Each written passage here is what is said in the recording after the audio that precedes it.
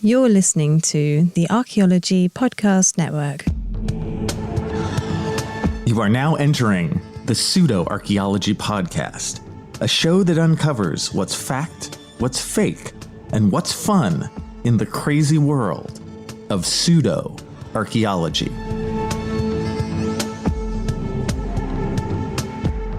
Hello and welcome to the Pseudo-Archaeology Podcast, episode 141. I am your host, Dr. Andrew Kinkella, and tonight, the Yonaguni submarine ruins. Are they just a pile of stones or something more? They're just a pile of stones.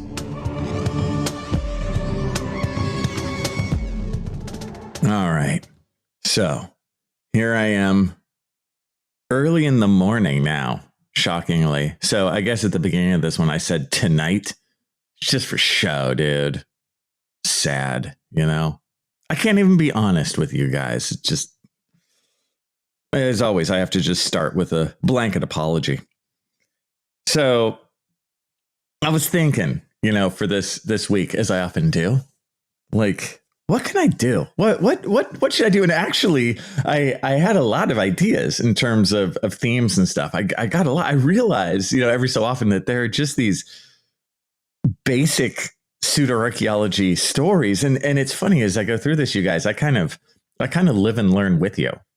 You know, I'm like, man, there's a lot of these stories and ones that you just think of as kind of bedrock pseudo-archaeology stories or stories that have just been around, you know, that have just continued to exist. So as I was thinking about what to do, I was like, you know, what about that like underwater Japanese one, that like those like underwater stones in Japan? Now this is one, the Yonaguni submarine ruins, or they're also called the Yonaguni Monument. It's just basically I know, shocker. I'm gonna ruin my story. It's just a geologic formation of stones underneath the ocean in southern Japan. Thank you very much. It's fine to turn off now. But that one had haunted me for a long time because I remember a long time ago, as we're gonna see, the stones were sort of first reported, you could say. Basically a guy scuba diving saw these blocky looking square stones and was like, hey, are those man-made? And he kind of told another guy and so on and so forth. And this happened in 1986. And so in 1986, I would have turned 14.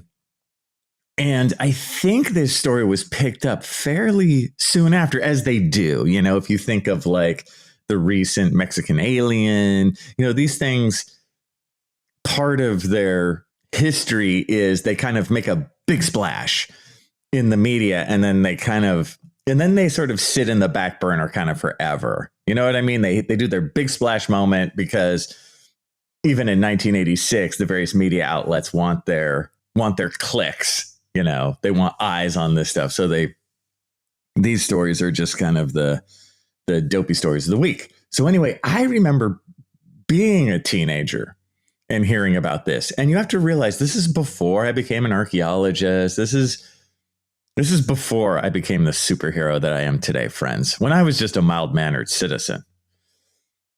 I always had a scientific brain, though. But as I've said in the past, I always liked these pseudo-archaeology stories. Again, when I was a kid, I loved the show In Search Of, which is really the equivalent of Ancient Aliens for today. Like, I dug those shows. And there's still a portion of me that loves the storytelling aspect and the science fiction aspect. I'm a huge science fiction fan. But anyway, I remember hearing this thing about these stones underneath the water in Japan. And I saw some video footage, you know, as a teenager. And I'm like, even at the time, I was like, yeah, that's nothing. You know, and it's just so obviously not anything at all. But as I was thinking about this, and I'm like, how do I even make a story out of this? Like, what's there really to say? I will say this. I had this epiphany where the gods came to me, friends, as if in a fever dream. And they said, Andrew, And I said, yes.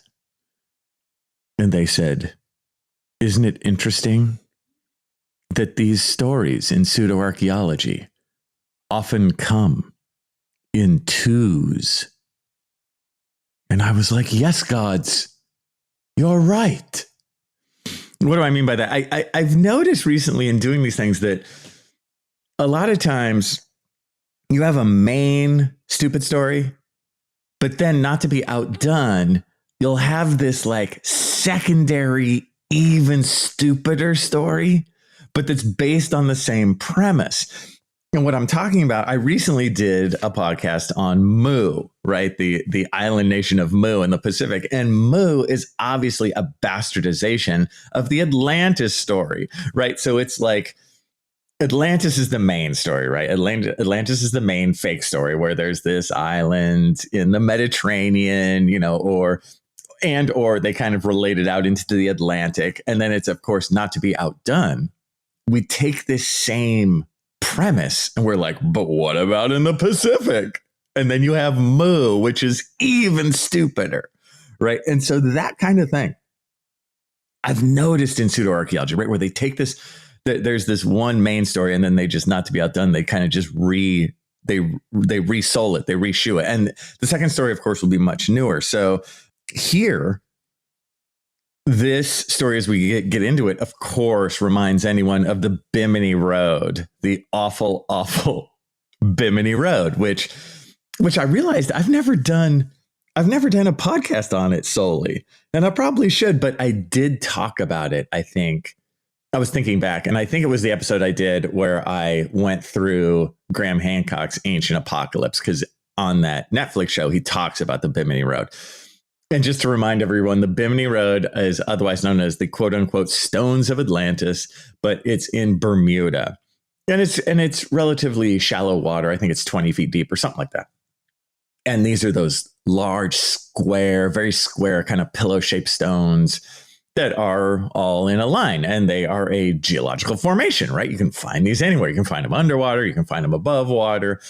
But the Bimini Road is sort of the main pseudoarchaeology story on fake real geological formations that have nothing to do with humans. The main story on real geological formations that are said to be related to humans, but they're not, right? So that's the setup. And the Bimini Road's been with us for a while. Now, not to be outdone, we got to put one over in Japan. So we have like our secondary sad, lower ranking Xerox copy. And that's what the Yonaguni submarine ruins ultimately are. And, I feel like just titling it Yonaguni submarine ruins is clickbait falsehoods right there. And I'm sorry, friends, for even titling it that, even though that's the actual title of what it's called.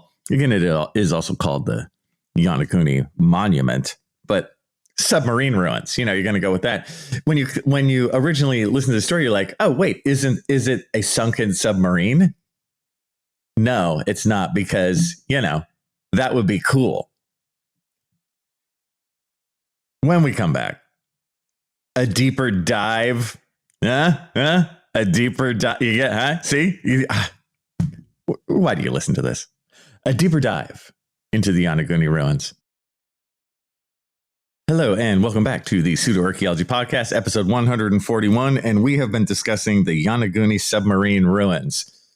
But let's be honest, we haven't even really been discussing them. We have just been hearing me bitch and moan. You know what? Let's stop that and let's get some actual facts into here. Okay, so here's the deal with this place. So, as I said previously, it's originally sort of quote unquote found in 1986. And, again, what do I mean by that? It's ultimately comes to light because marine geologist Masaki Kimura kind of pushes this. It's this marine geology guy has just not let up on this story. And isn't it interesting how there's always sort of a single person behind these? There's going to be one single person, whether we're looking at the crystal skull. If you remember back, the girl who quote unquote found it for her 16th birthday, right? She pushed the story until her death at well over 100. You, of course, have Graham Hancock pushing multiple stories, but that's sort of his brand. But that's what you get. You kind of get a solo artist pushing this story in the face of overwhelming odds. And you see how people get attracted to it. It's like the underdog story, you know, overwhelming odds and nobody believes them. Yeah, I know nobody believes them because it's a terrible story. But so this guy, you know, just gets behind it, even though the Japanese government is like, no, this is nothing. Even anyone with any good sense is like, no, this is nothing. And again, what is it? So they're large, geologic, very blocky, square beds that are located about 85 feet deep. Now, when I say located about 85 feet deep, that's where the main kind of quote unquote, you could say structures or whatever, even though of course they're not, the main pyramid base, friends, is at about 85 feet deep. And what's funny, of course, is these same formations are right above the ocean on the surface because it's a geological formation, right? I don't even know if they say like above ground, they're like, oh, that's the top of the pyramid peeking out.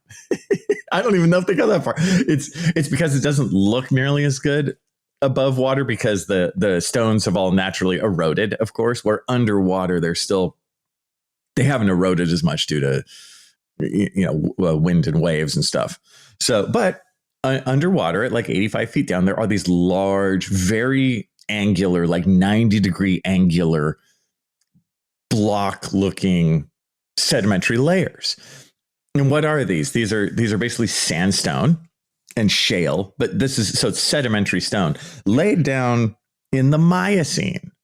So, you know, the Miocene is from, oh God, off top. It's from about 25 million years ago up until about 5 million years ago, give or take. My point here is the geological formations here are, let's say about 20 million years old, right? Give or take. So what happened is these were laid down. These are sedimentary stones. There are only 3 kinds of stone in the world. There's igneous, which is volcanic. And if we think back to the Genang Padang non-pyramid, right? The one in Indonesia, the recent one that is just a natural hill, that's igneous, right? That's new stone. It's volcanic. Then you have metamorphic stone, which is where you have stone that is pushed over time, you know, underneath the earth, and then the pressure of it kind of pushes and twists it into something new because of the heat and pressure. That's metamorphic stone. And then finally you have sedimentary, which happens when basically erosion, like a hillside erodes down, and then it's laid there in beds, and over time it just sort of gets pushed and stuck together. Something like sandstone is a classic sedimentary stone, right? You can picture it in your mind, how a larger stone would just erode out, and then you just have all this sandy grit that lays down in the bottom of like a valley or underneath the ocean, right? Or this kind of thing is laid down over time, and then is just pushed together through pressure. But it's not really changed chemically too much. So that's sedimentary. So that's how these things were formed. They're formed 20 million years ago. But since then, the area has been uplifted, like in the last several million years, right? In the Pleistocene. So what you have is layers of stone that were once way down deep, which are now being pushed up by the earth. So that makes sense. So geology can be fun and interesting. I love geology because it's so coldly scientific. You know, it just explains it. It's like, there you go. So actually, in terms of diving to this, I would do a dive on the Yonaguni monument, you know, Yonaguni submarine ruins anytime, because actually you get 2 for 2. The reason why there were divers there in the first place is because it's actually a well-known dive site for hammerhead sharks. And so that could be really awesome. And also it's 85 feet deep, more on that in a minute. But doing a dive there so you could see hammerhead sharks, which would be really awesome. And also you can see these very blocky geologic formations. And I know that sounds like it might be boring just looking at like geologic formations, but it's not. Some of my favorite dives, they're really made better by not just looking at the fish, but if you see really cool geologic formations, like I've seen like stalactites and stalagmites underwater, you know, the geology itself can just have its own fascination. So these huge blocks, and again, these layers, don't picture them small, picture them big, picture them like 6 feet tall, and you know, and then they cleave off and are sort of flat above. So these kind of 6 feet or 10 feet tall, kind of huge steps. And of course, pseudo-archaeologists call these steps of a pyramid or steps of a structure, which of course they're not. They're just geological formations. In terms of the diving, so now I know I'm very impressive. Not only do I have a PhD in archaeology, but oh my God, I also have a dive master certification. I'm sure I've bragged about that before. How could I not? So I've done, a lot of dives and I know that world. I will say this, diving to 85 feet, I would call it a medium dive, if that makes sense. It's not just, hey, we're chilling at our resort in Hawaii and we're going to go see some fishies at 30 feet, right? It's more serious than that, but it's also not, oh, we're at like 150 feet and we're breathing like mixed gas or something. It's not that either, right? So but again, you could call it like a real dive. And also, I've heard that area is quite full of currents, which would make sense. You're on a small island. I think the southernmost point in Japan or quite near it. You're near Taiwan. And when you're at that sort of kind of a promontory point on an island, of course, sometimes the currents can just sort of whip around it. So a dive like that can also be intrinsically a bit dangerous. It's not for the depth.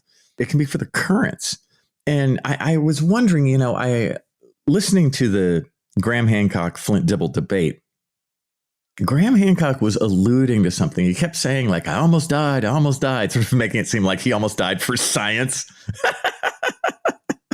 But whatever his silly ideas were, I understand that. I'm guessing it was because he dove here because he talked about diving the Yonaguni ruins over 200 times. So he dove a geological outcrop over 200 times. I mean, good for him. He could dive it 300 times. It doesn't make it more than it is. It doesn't all of a sudden mean it's has any human aspect to it, because it doesn't. But with that said, an 85-foot deep dive, if you get caught up in a current or something, it can be dangerous. It can be harrowing, so I do feel for him. I mean, we joke and have a laugh at Graham Hancock's expense, sure, but I would never wish him any sort of, pain or I feel for him as a fellow diver. I'm like, dude, that's, that can be really scary. So in terms of how long, people will ask me like, okay, if you're working at 85 feet, how long can you stay down? What's it like? And I know this because I've actually worked at right around 85 feet a lot of times. And it depends on what you're using in your tank to breathe. If you're just using regular air, and regular air has 21% oxygen, it's actually 20.9. So if you cup your hand and you look down, and that invisible stuff that's in your hand, that's only 20.9% oxygen. Most of it is nitrogen. And in diving, it's the nitrogen part that messes you up, like in terms of how it reacts with your body. You can have nitrogen narcosis. Anyway, that's one of the big concerns in diving. So if you're using regular air, you can only stay down at 85 feet for like about 20 minutes, 25 minutes or so, which is not a whole hell of a lot of time if you're trying to do something scientific, if you're trying to take measurements or that kind of thing. But 85 feet is perfect for nitrox. Nitrox is 32% oxygen. So what they do in the tank is they add some extra pure oxygen to the regular air. You can also dive 36% oxygen. It gets technical, but normally 32%. If you dive nitrox at 85 feet, you can stay down for like around 40 minutes or so, maybe 45. So you see it almost doubles your dive time. And nitrox is perfect for that mid-range dive. Now, what's funny with diving, if you then go too deep and you're on nitrox, you can kill yourself. There's always a give and take in diving. Right. So where with regular air, if you went down to 120 feet, it's actually no big deal at all. But nitrox, if you go to 120 feet, all of a sudden you can have too much oxygen in the mix and it can kill you. So you always have to know what's up. But my point being, for 85 feet, I'm guessing Graham and others who dive there would tend to angle towards nitrox because it's perfect for that. Also, nitrox it's just really great. And if you have a mid-range dive like that, it just makes you feel better. It's funny. It's like easier on the system. It's like easier on your body. You don't get a headache as much. It's just is my experience. And I've heard a lot of people talk about this. It just makes your dive smoother. So yes, I don't know when my review of the Yonaguni submarine ruins turned into a commercial for nitrox, but it did happen. So get your nitrox today. Anyway, why does this look like blocks sometimes? I've been talking to you about how the Yonaguni formation, I guess we should really call it that, how the Yonaguni formation is these layers, right? And they kind of are, let's say, 10 feet tall each time. They sort of break at at 10-foot layers, this kind of thing. It also breaks vertically every so often. So it has a feel of a block kind of thing. That's because, of course, that area is also prone to a lot of earthquakes. So not only is the area being uplifted, it also gets shaken around a little bit. So these long beds will naturally break every so often. So that's what gives you the overall look of like, oh, this looks like at first glance. And notice I say, looks like. That's what'll be key in the next segment.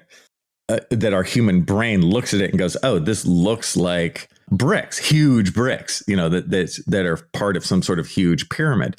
And again, it's a great story. Do I wish it was true? Yes. Is it true? No. When we come back, let's wrap it up with the Yonaguni submarine ruins. Hello and welcome back to the Pseudo-Archaeology Podcast, episode 141. And we have been messing around with the Yonaguni submarine ruins, otherwise known as the Yonaguni Monument, which is a series of layered geological formations at about 85 feet deep, or really at 85 feet deep is where they look the coolest, but they go up to the surface and actually continue because the whole thing is just part of a geologic formation. So what else do pseudo-archaeologists say about this? There's a whole list of falsehoods that are attached to this. It's not just that this natural layering is a portion of a pyramid. And I guess, again, it's a pyramid for giants because the steps are very big. But they'll also say stuff like, so first, is it a pyramid? No, of course not, right? Don't waste my time.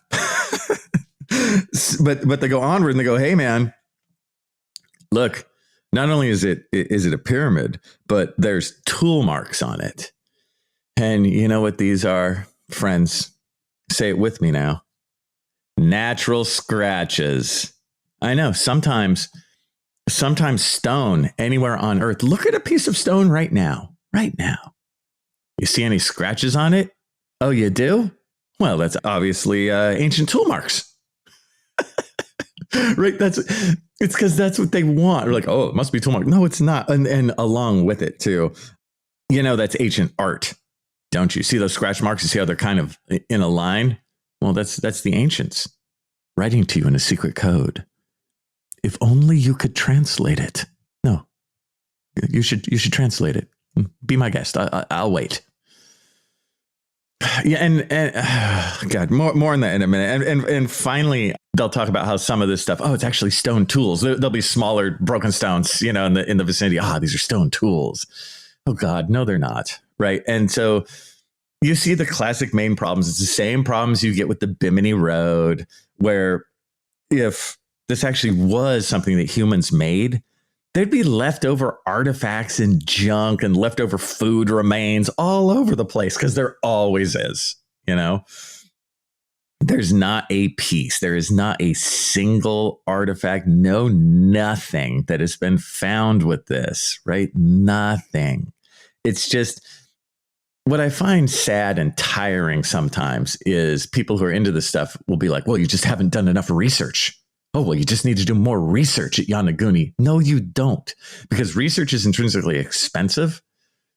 And it's like, I'm going to spend that money somewhere else, somewhere where I could do real archaeology and make real headway and answer real questions about the past. I'm not going to waste my time trying to quote unquote, like debunk this, because people are into pseudo-archaeology. It's just a belief system. And when it's a belief system, they will never stop. So I could burn a bunch of money doing a survey and some sort of excavation at the Yonaguni geologic formation. And then when I find nothing, they'll be like, well, you just need to look more. But I'm not going to take that hook. You know what I mean? I'm not going to waste my time. Are you kidding? Right? It's just stupid. With that said, if somebody was going to pay for me a free trip to Yonaguni and pay for my like scuba diving equipment, dude, I'd do it in a second. Because why not? It's pretty. I would check it out. I would do whatever anybody wanted. I would like swim along. I'd like cruise along the stones. I'd check out the hammerhead sharks as I went because that's awesome. You know, I would totally do it. I am a good enough diver to deal with the currents and stuff. I'd do it in a second. You know, that's cool. But I wouldn't like start some sort of project there on my own dime. It would be that would be the most foolish thing I could ever do. And people should and would laugh at me. Now, back to the art. The ancient art, the scratchings. Have you translated them yet? Well, get on it. Also, on some of these stones, people will say that they see a face, right? And this is that pareidolia thing. Do you guys remember when I did the face on Mars? This was a while back. But we as humans, we tend to look for patterns in the world, right? It makes sense. To a degree, that's why people would even think this was a pyramid or something in the first place, because of the patterning of the stones. But so if you see things that look like a face and it's vaguely two circles for eyes and then a mouth, right? Very easy to come across naturally. They're like, yes, a carved face. It's not, right? None of these. And if you look at the images of some of these quote unquote faces at Yonaguni, you're like, oh man, boo. I want at least something that's kind of face-like, but it's just not, right? So this stuff is just easily debunked and tiring, right? It's that pareidolia thing where we look at it and we see the face. You know, we put it together. It's just like, you know, if you look at the moon, you see the man in the moon, or you see the rabbit in the moon. I much prefer the rabbit. It's much cooler. But, you know, that's just a patterning that we see and we put to it. So that is something that is reacting inside our brain. It's something we do, right? And we want it to be true. We want it to be a thing. It's not. Notice how often through this I've said looked like. You know, well, it looks like this. Well, it looks like this. And that is one of the most common pseudo-archaeology things. Well, it looks like a thing. When Graham Hancock was talking with Flint, I believe he related this to the stones at Sacsayhuaman in Peru, the Inca stone masonry, right? Known for its fine stone masonry where the stones fit together really, really well. I think he compared this geological formation to that, just because it's stones that are together. And of course he'll say, but doesn't it look like Sacsayhuaman? And I have to say, it actually kind of doesn't, except in the most basic sense of, yes, there's stones with lines in them and they're all together. You know, again, we will see these similar patternings. We want to see these similar patternings, but they don't mean anything. They're natural. You don't need a human to do that. You know, and it just goes back again to, we just want this story to be true. How many of us vote for there being an ancient, huge pyramid that was built beginning at 85 feet down that's now under the water in southern Japan? Oh, hell yeah. I want like some crazy pyramid because that's awesome. But it's not true. And of course, this goes to that overlaying sort of the huge stupid story of the ages, you know, where there was a very complex civilization at the end of the last ice age. So, of course, see, this is why Yonaguni is going to keep coming up, because it's like, oh, yes, the ancients built a pyramid in an area that was once above water and now is sunken beneath the waves. If only we could translate their many secrets. Please, friends, get on that work as soon as possible. The future of the Earth is in your hands. And with that, I'll talk to you guys next time. Thanks for listening to the Pseudo-Archaeology Podcast. Please like and subscribe wherever you like and subscribe. And if you have questions for me, Dr. Andrew Kinkella, Feel free to reach out using the links below or go to my YouTube channel, Kinkella Teaches Archaeology. See you guys next time. This episode was produced by Chris Webster from his RV traveling the United States, Tristan Boyle in Scotland, DigTech LLC, Culturo Media, and the Archaeology Podcast Network, and was edited by Rachel Roden. This has been a presentation of the Archaeology Podcast Network. Visit us on the web for show notes and other podcasts at www.archpodnet.com. Contact us at chris@archaeologypodcastnetwork.com.